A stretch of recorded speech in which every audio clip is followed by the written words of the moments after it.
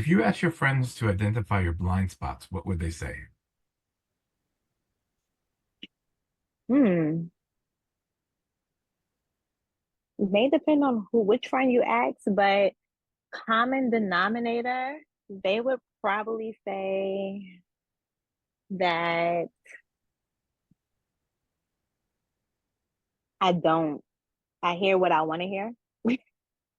Even though I might say I'm a good listener, they be like, but you're not hearing what I'm saying. I'm like, but I'm taking exactly what you're saying, very literal.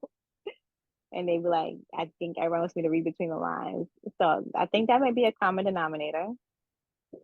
Um, and another blind spot of mine, of me thinking with my of me reacting based off of my feelings. When do you feel disconnected, and what might you be doing to contribute to the disconnection? I feel disconnected from what's going on in the culture, I guess, now, or just like what's going on, just because I've been a lot more isolated purposely. Um, just trying to figure out what's happening with myself and dig into me. So I'm a little disconnected now from everything else. I went to a party and I'm like, dang, I don't even know everything anymore. I know all the songs, all the dances. I'm a little disconnected. All the new lingo. Changes Mhm. past. What small steps make a big difference? I'm gonna have to keep saying this. Changing your mindset. It's the biggest difference that you will ever make in your life. If you never become open minded or never try to see something from a different point of view, man, you're so limiting yourself in so many ways. What does reciprocation look like to you? Hmm. Now that can be different from a friendship or a familial friend relationship or a romantic relationship. In like a regular friendship acquaintance, reciprocation looks like I share resources with you because I do share resources with people. And if you see something, if you happen to come across something that may interest me or you think may interest me, you share it back with me. Really simple. Um, with familial relationships, family, those friends that are like family, um, it's not as black and white, but it's mean like if I'm holding you down during your time of need, or like I know that you need me more right now because you're at a low point, I'm gonna just do that. I'm gonna just be there for you and I'm gonna help you any way that I can. And how that looks in reciprocation, maybe like, and this could be years later, but I may be at a time when I'm down too. The reciprocation would look like you doing the same for me or being there for me. And then some people, they can't do that, or that's not how their love language or whatever works. So they may reciprocate by buying something or taking you out. Be like, that's their way of saying thank you. In a romantic relationship, it's even more, the line's even more blurry. And it's just like, you know, we do for each other. Like if I'm just doing something for you or I'm trying to surprise you, and then, it doesn't have to be reciprocated immediately, but we just do little things for each other. The next day you may just, I don't know, take me out for breakfast, like whatever, like any little thing. But I love acts of service. That's one of my love languages. So that's why I probably say things like that. Yeah. When have you solved a problem which then created other problems?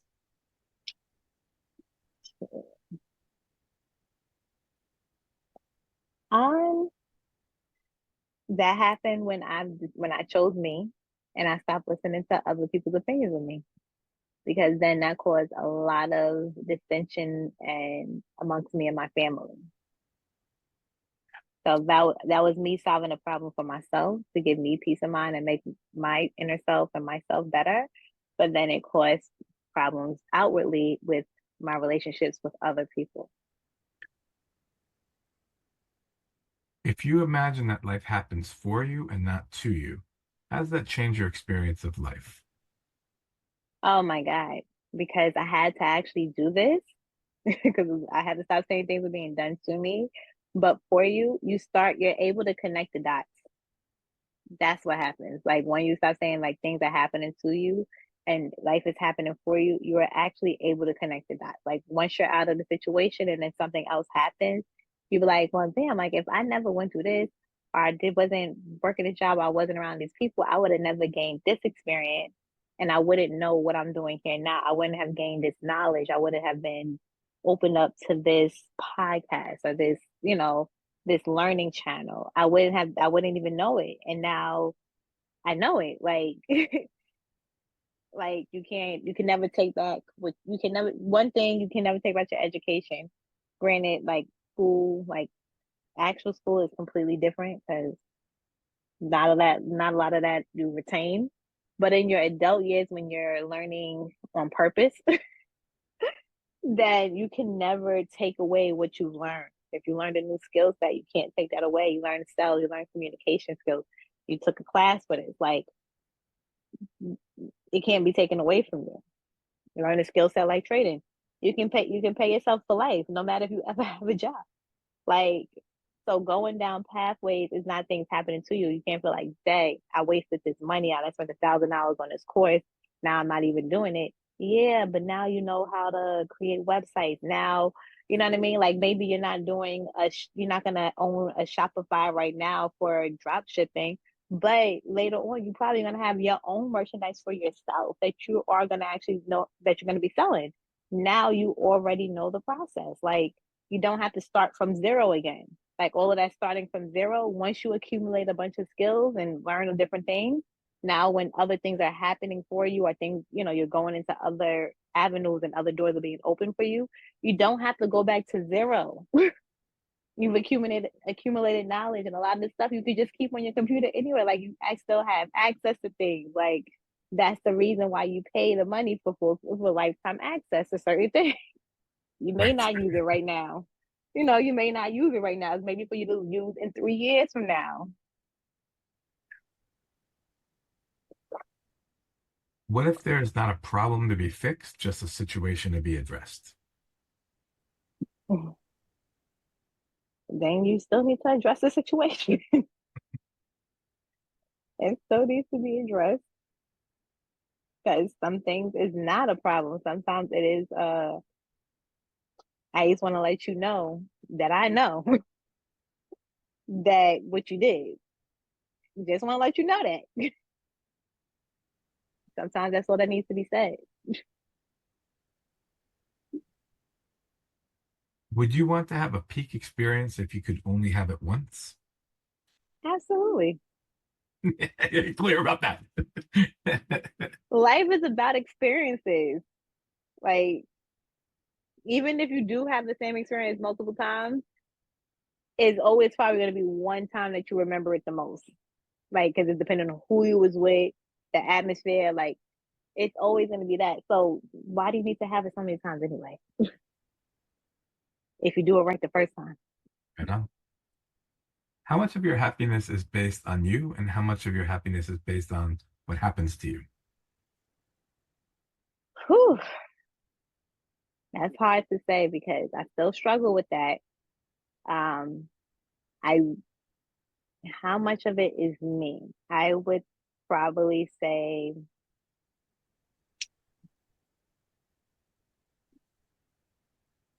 70-30. 30? Yeah. Mm-hmm. Because I can't act like, the things that happen don't affect me. It does. But being able to have the mindset to just keep going and not dwell in it, that's all me to keep going. That's the 70. Right. Yeah, that's all on me. You got to just keep going. You just got to keep going. Because, like, and I hate that because, like, when people, do things like make a permanent decision off of a temporary feeling, it's like, I hate when people do that. Like, when they commit suicide and stuff like that. Like, you gotta understand, like that's one thing my mother taught me. She told me this with boys and everything. Like, you just gotta keep living. Like, you think everything is so hard today. just keep living. Like not, she may feel like it gets harder, but in my mind, I looked at it as life just goes on. Like I lost a really good friend at a really young age. But you thought that you can't live no more. Life goes on, like you just keep living. If you just keep living, things will get better. So making permanent decisions off of temporary feelings, you can't do that. So a lot of it has to be you. But will the outside world affect you? Hell yeah, like absolutely. What unfortunate event happened that was completely foreseeable, yet was unforeseen? Mm.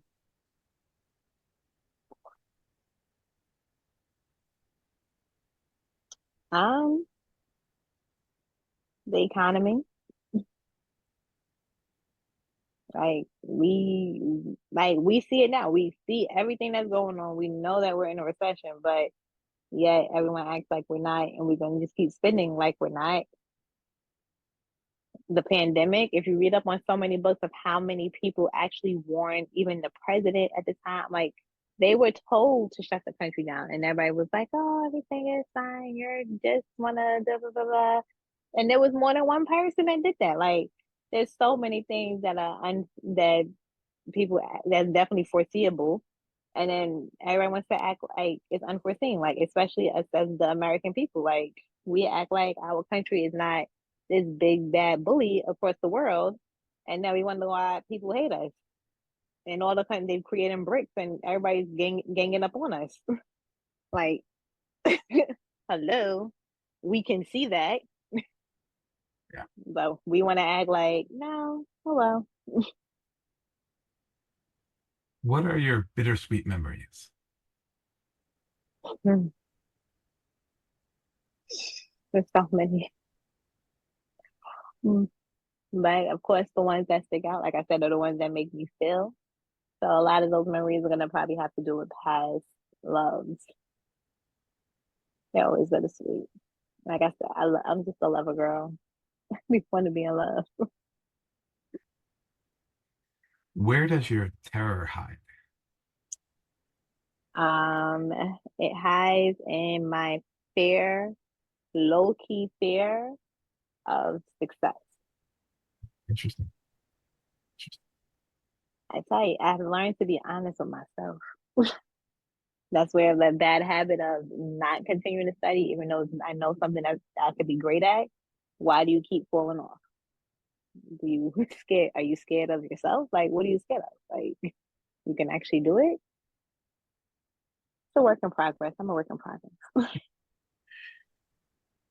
What stories do you tell again and again? Stories of the future. When are your micro problems symptoms of macro problems? My procrastination. True. What problem became an opportunity? hmm. I would have to go back with like trading. Like I started learning about financial literacy because of the situation I was in. Lost my job. Like, okay, so what do you do now? Can't find a job. Okay, so what do you do now? You don't really have a like. How do you make money? Your skill set is in corporate America. What do you do now?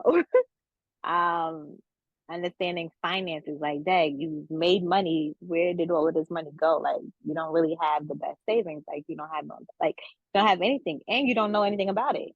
So you kind of have to teach yourself from scratch. Like, find some outlets. How do you learn financial literacy?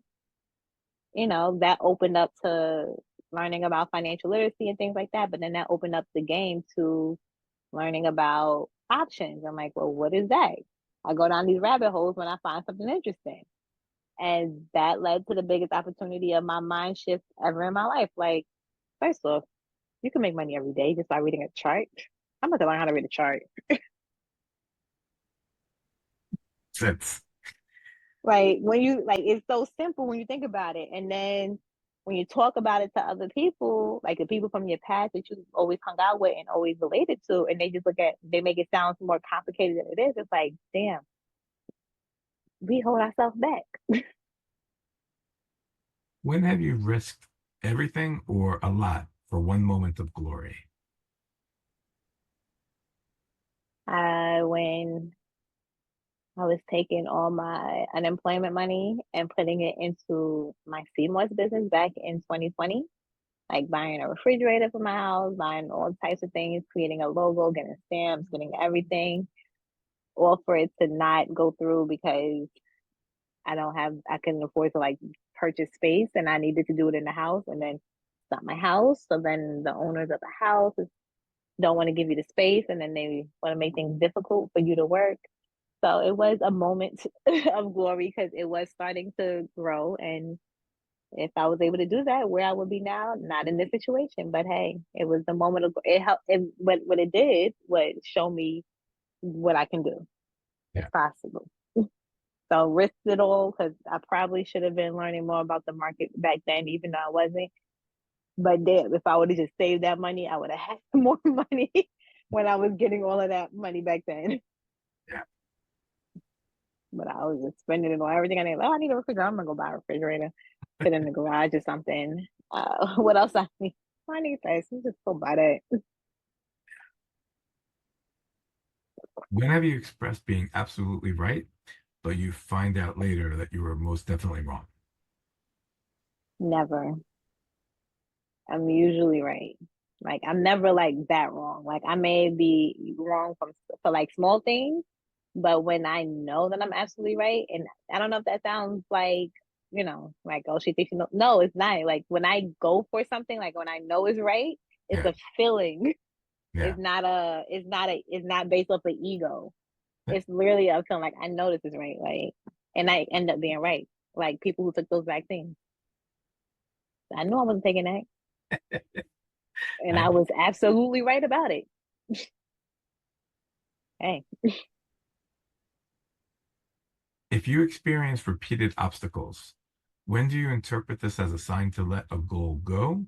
And when do you interpret this as a challenge to not give up? whew. um, when I sit and I think, when I sit down, like during all of the obstacles, and I'm saying, are these obstacles in a place of challenging me, or are they a sign?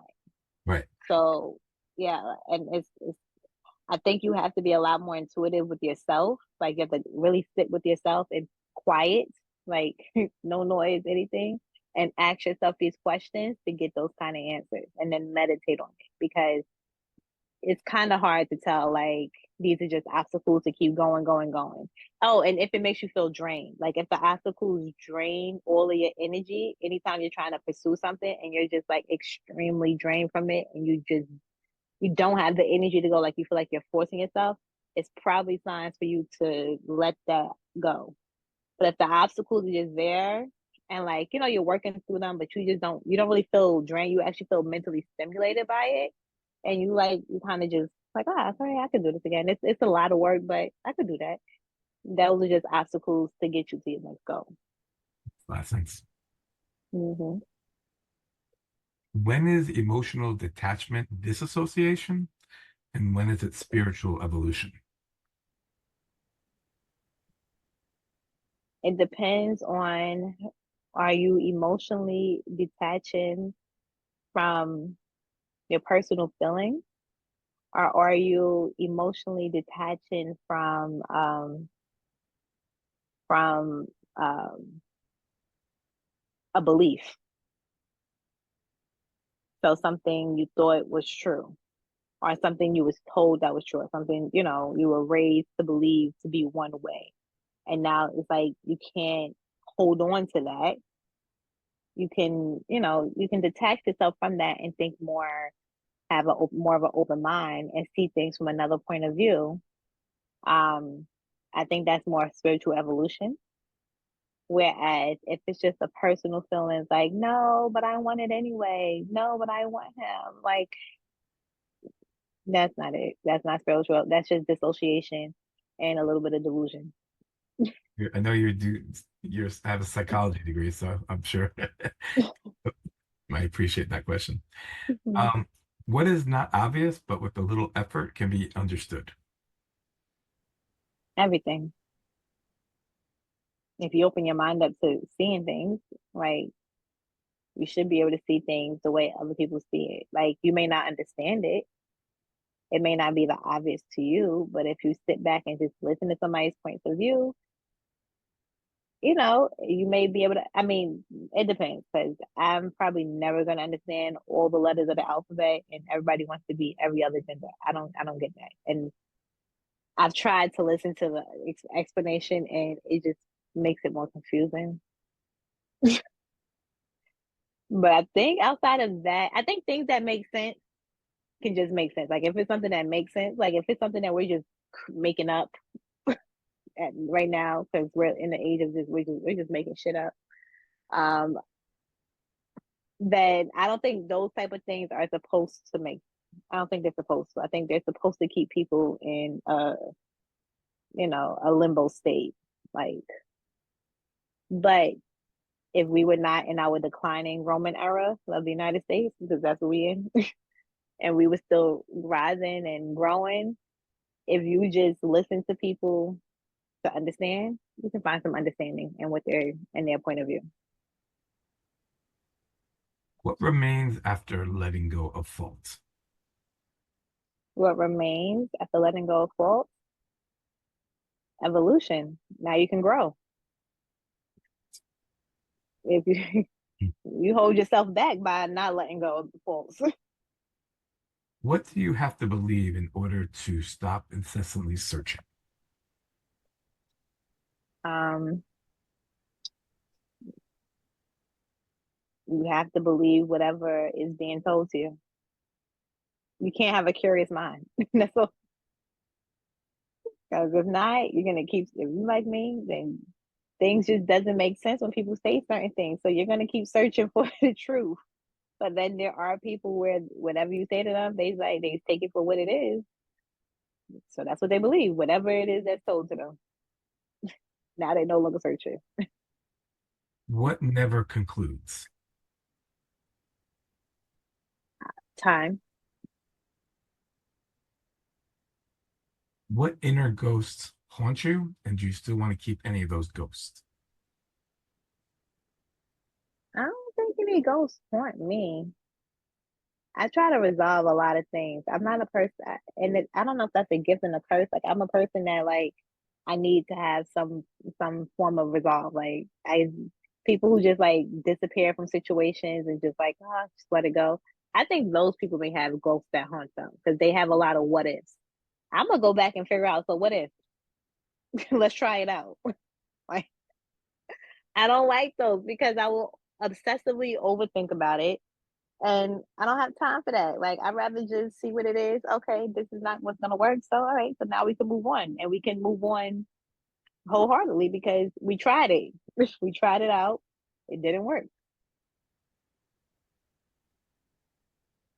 When have you misread the signs of the universe?